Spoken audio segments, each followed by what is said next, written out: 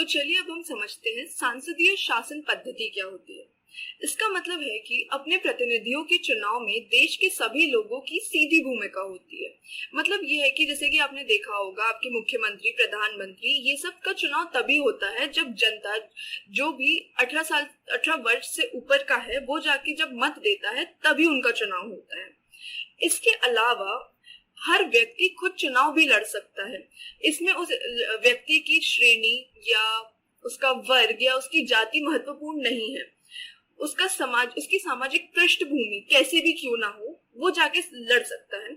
और जो प्रतिनिधि आप लोगों ने चुना है, यानी कि जनता जो प्रतिनिधि चुनती है, वो जनता को जवाबदार भी होता है।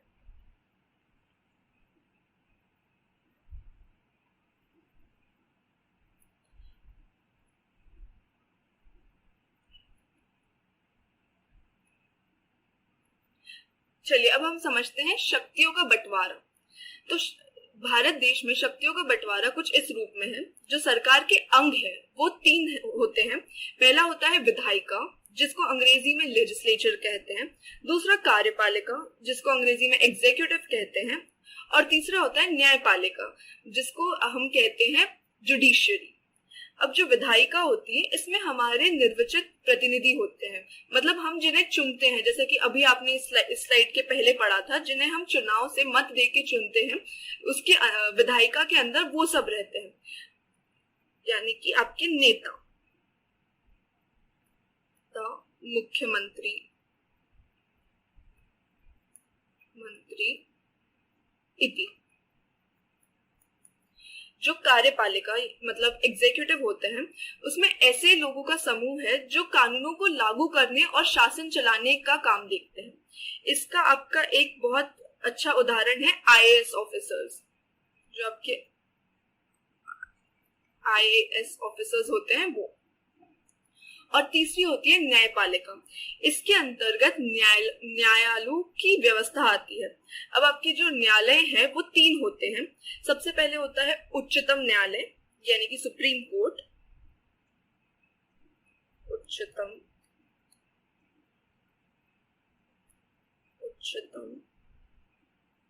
न्यायालय। फिर होता है उच्च न्यायालय, मतलब हाई कोर्ट।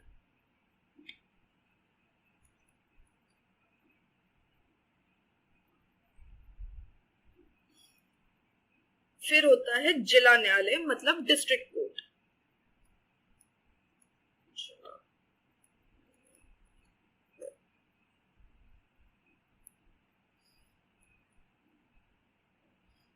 अब आते हैं आपके मौलिक अधिकार। मौलिक अधिकार वो होते हैं जो देश के सभी नागरिकों को राज्य की सत्ता के मनमाने और निरंकुश इस्तेमाल से बचाते हैं। इस तरह संविधान राज्यों और अन्य व्यक्तियों के समक्ष व्यक्तियों के अधिकारों की रक्षा करता है। और आपके बहुत सारे मौलिक अधिकार होते हैं, कुल मिलाकर 6। अब हम आपको एक एक मौलिक अधिकार बताते हैं। जो पहला मौलिक अधिकार है आपका, वो है समानता का अधिकार। समानता का अधिकार मतलब इक्वालिटी। सभी लोगों को देश का कानून बराबर सुरक्षा प्रदान करेगा। इस अधिकार में यह भी कहा गया है कि धर्म, जाति या लिंग के आधार पर किसी भी नागरिक के साथ भेदभाव नहीं किया जा सकता। आपने आपकी 7वीं कक्षा में एक कांता की जो कहानी थी वो तो पढ़ी होगी, जिसमें कांता अपना काम करने के बाद मत देने के लिए लाइन में खड़ी हुई है और वो देखती है कि जो उसके जो मालिक है, जो उसके पड़ोसी है, वो सब भी सेम लाइन में खड़े हुए। यह ये दर्शाता है कि कानून के सामने सभी लोग इक्वल है, यानी कि सभी लोग समान है। जो दूसरा आपका मौलिक अधिकार है वो है स्वतंत्रता का अधिकार।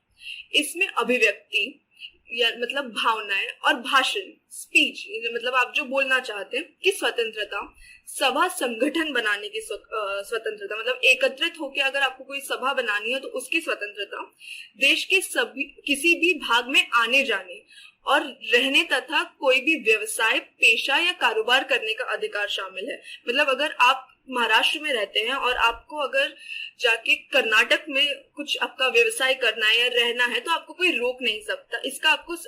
इसकी आपको पूरी तरीके से स्वतंत्रता है।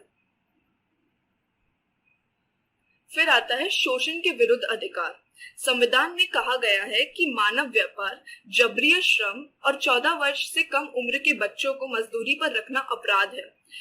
अब मानव व्यापार वो होता है जिसमें एक इंसान को किसी और को बेच दिया जाता है किसी भी काम के लिए, क्योंकि कोई भी इंसान को बेचा नहीं जा सकता, ये कानून के सख्त खिलाफ है। ये सब चीजें आप लोगों ने बहुत पहले के जमाने में देखी होगी, जिसको स्लेवरी कहते थे, जिसमें स्लेव्स रहते थे, जिसमें जो नौकर रहते थे उनको कुछ भी पे नहीं किया जाता था, उनको कुछ भी दिया नहीं जाता था उनके काम के बदौलत।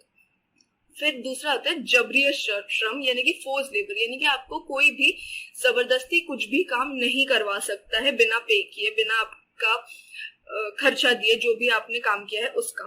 और 14 वर्ष से कम उम्र के बच्चों को मजदूरी पर रखना अपराध है। कहीं भी किसी भी जगह पे अगर 14 वर्ष से कम उम्र का बच्चा कोई भी काम कर रहा है तो वो कानूनी नहीं होता है।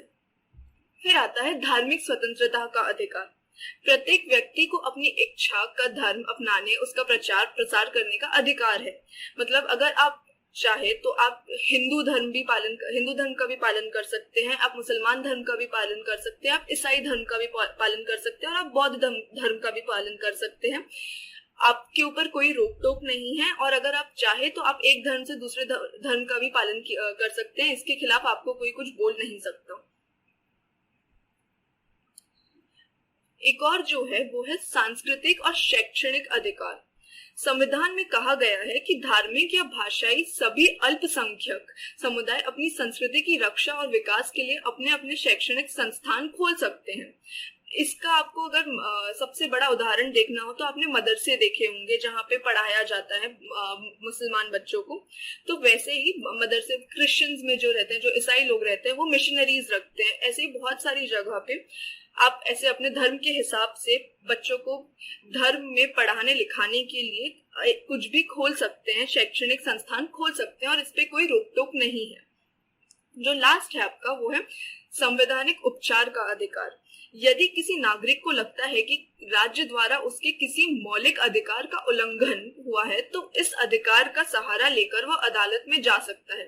मतलब अगर आपको किसी भी तरीके से लग रहा है कि आपके इन सभी मौलिक अधिकारों में से कोई भी मौलिक अधिकार की हानि हुई है किसी के भी द्वारा, तो आप कोर्ट में जा सकते हैं, आप न्यायालय जा सकते हैं, और आप अपनी हानि के लिए जो भी आपके साथ हुआ है उसका सल्यूशन ढूंढ सकते हैं। धर्म निरपेक्षता यानी कि सेक्युलरिज्म। एक धर्म निरपेक्ष राज्य वह होता है जिसमें राज्य किसी भी धर्म को राजकीय धर्म के रूप में बढ़ावा नहीं देता। मतलब भारत का कोई भी राष्ट्रीय धर्म नहीं है, भारत सभी धर्मों को एक समान देखता है।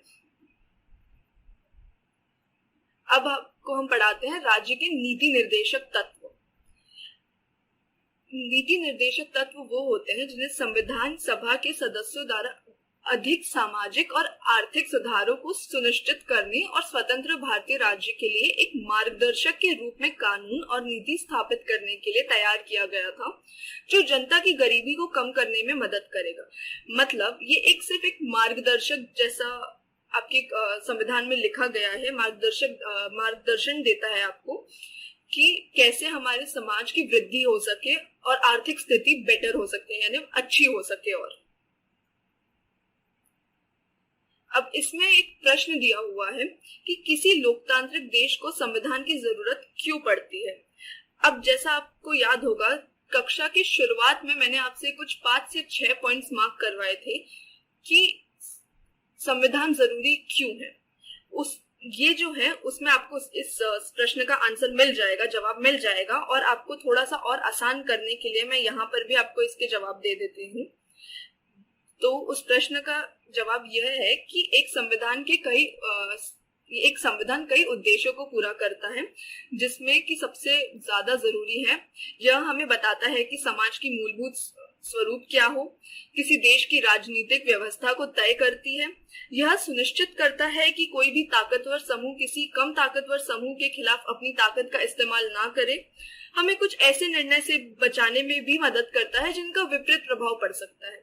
आपने ये सब चीजें क्लास के शुरुआत में पढ़ी थी।